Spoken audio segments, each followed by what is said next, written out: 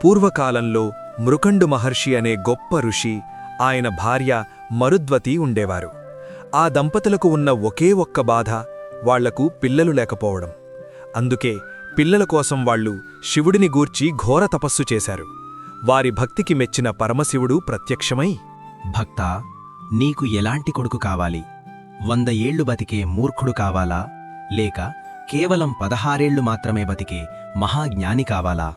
స్వామీ, మాకు ఆయుష్షు తక్కువైనా పర్వాలేదు, గుణవంతుడైన కొడుకే కావాలి. శివుడు తథాస్తు అన్నాడు. అలా ఆ దంపతులకు మార్కండేయుడు జన్మించాడు.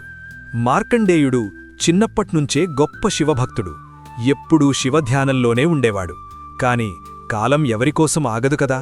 రోజులు సంవత్సరాలు గిర్రున తిరిగిపోయాయి. చూస్తుండగానే మార్కండేయుడికి 16 ఏళ్లు వచ్చాయి. ఇల్లంతా సంతోషంగా ఉండాలి కాని తల్లిదండ్రులు మాత్రం ఏడుస్తూ ఉన్నారు.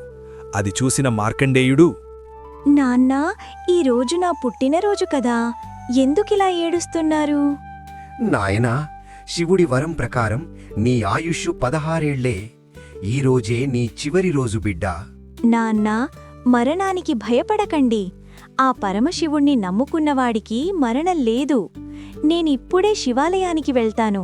నన్ను ఆ దేవుడే కాపాడుతాడు. మార్కండేయుడు శివలింగాన్ని గట్టిగా హత్తుకొని ఓం నమఃశివాయ అని జపిస్తున్నాడు. సమయం ఆసన్నమైంది. మార్కండేయుడి తేజస్సును చూసి సామాన్య భటులు రాలేకపోవడంతో సాక్షాత్తు యమధర్మరాజే స్వయంగా కదిలివచ్చాడు. మార్కండేయా, నీ ఆయుష్షు తీరిపోయింది. విధినెవ్వరూ తప్పించలేరు. నా పాసానికి ఎదురులేదు. రా. కాని మార్కండేయుడు కదలలేదు. భయం లేకుండా శివుణ్ణి ప్రార్థిస్తూనే ఉన్నాడు. దాంతో యముడికి కోపం వచ్చి తన చేతిలోని కాలపాసాన్ని విసిరాడు. ఆ తాడు వెళ్లి మార్కండేయుడి మెడతో పాటు అతను పట్టుకున్న శివలింగానికి కూడా గట్టిగా చుట్టుకుంది. యముడు బలంగా లాగాడు. ఎప్పుడైతే ఆ తాడు శివలింగాన్ని తాకిందో ప్రళయం వచ్చినట్టయింది. శివలింగం ఒక్కసారిగా బద్దలైంది. అందులోంచి పరమశివుడు మహా ఉగ్రరూపంతో బయటకు వచ్చాడు. యమా, నా భక్తుడిని తాకే అధికారం నీకు లేదు. నన్ను నమ్ముకున్నవాడి ప్రాణం తీస్తావా? అంటూ శివుడు తన ఎడమకాలితో యముడి ఛాతీపై బలంగా తన్నాడు. యముడు తప్పు తెలుసుకొని క్షమాపణ కోరాడు. శివుడు శాంతించి మార్కండేయుణ్ణి దగ్గరకు తీసుకున్నాడు. బిడ్డా, నీ భక్తి మరణాన్ని జయించింది. నువ్వు చిరంజీవివి. నీకు చావులేదు. యుగయుగాలు నువ్వు 16 ఏళ్ల బాలుడిగానే ఉంటావు.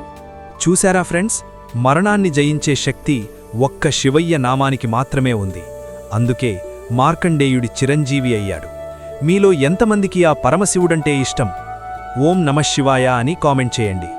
మరిన్ని మంచి భక్తి కథల కోసం మన బొమ్మల లోకం తెలుగు కథలు ఛానల్ని ఇప్పుడే సబ్స్క్రైబ్ చేసుకోండి. హర హర మహాదేవ్.